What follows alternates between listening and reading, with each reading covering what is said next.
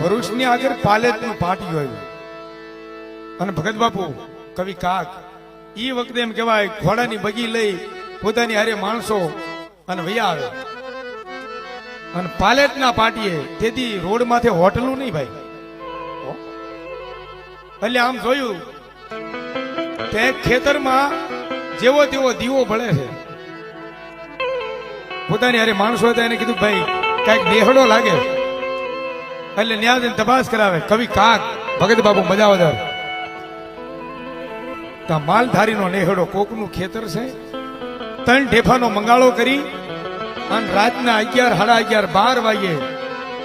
એ આપણા માલધારી જે વાંઢ લઈને ગયા હતા ને એ માવડીએ રોટલા બનાવી અને કવિ કાગને રાતે 12 વાગે જમાડ્યા હતા અને ભરવાડ માટે તે દીધું હો લખ્યો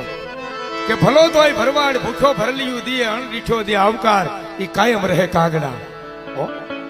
હવે તો એસી બંગલા એસી ગાડીઓ બધું થઈ ગયું છે, પણ તેદી કાંઈ નહોતું. તેદી વાંઢ લઈ અને અહીંથી ગુજરાતમાં સાધા